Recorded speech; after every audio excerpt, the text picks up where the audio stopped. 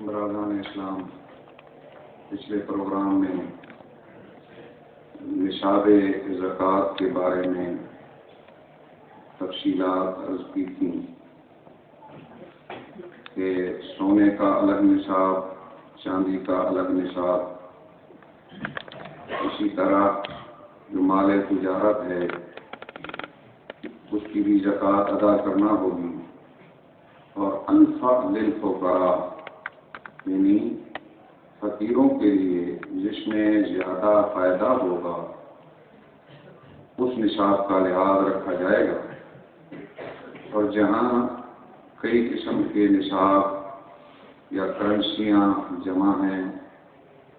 سونا، چاندی، نقدی، مال تجارت میں سے، اس میں جو چیز فقیروں کے لیے زیادہ نفع بخش ہے اس نصاب کا لحاظ کیا جائے گا۔ وہ 52.5 تولے چاندی کا نصاب، اس کا ہی حساب ہونا چاہیے، جو موجودہ دور میں تقریباً 60,000 روپے کے قریب بنتا ہے۔ اور یہ چیز بھی عرض کر دی گئی تھی کہ سال کے آغاز میں نصاب پورا ہو،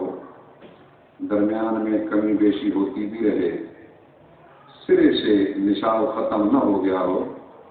اور سال کے اینڈ پر پھر وہ نصاب مکمل ہو تو زکوٰۃ ادا کی جائے گی۔ اس میں اگر زیادتی ہو چکی ہو تو اس کا کیا ہوگا؟ تو اس میں 52.5 تولے چاندی کے برابر سال کے آغاز میں اگر رقم موجود تھی یا اس سے زائد تھی، جب سال کا آخری دن آیا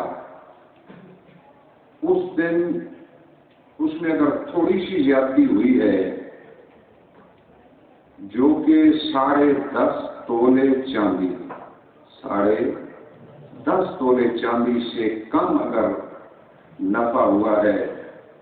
یا زیادتی ہوئی ہے، تو پھر اس میں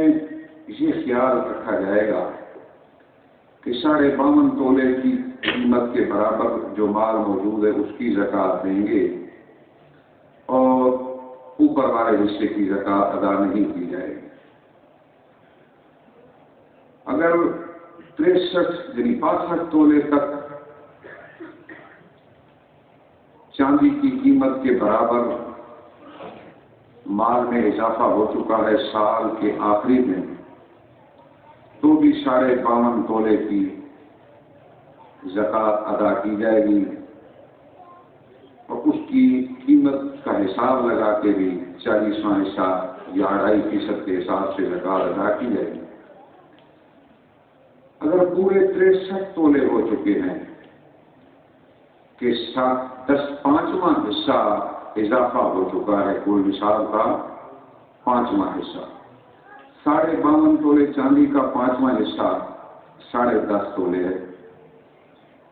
تو یہ ملا کے 63 تولے اگر ہو چکا ہے یا اس کی قیمت کے برابر مال ہو چکا ہے،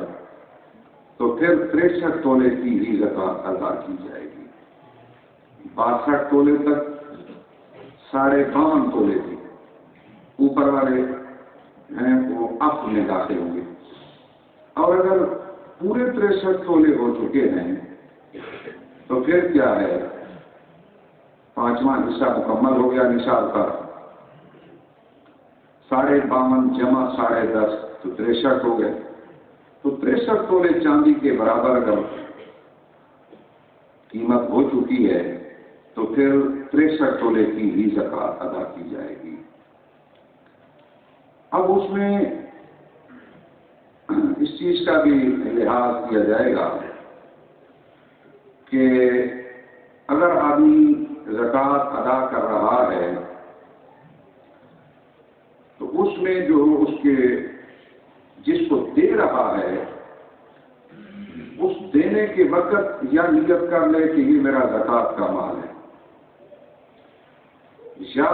جس وقت زکوٰۃ کا مال حساب کر کے الگ کسی جگہ رکھنے کا پروگرام ہے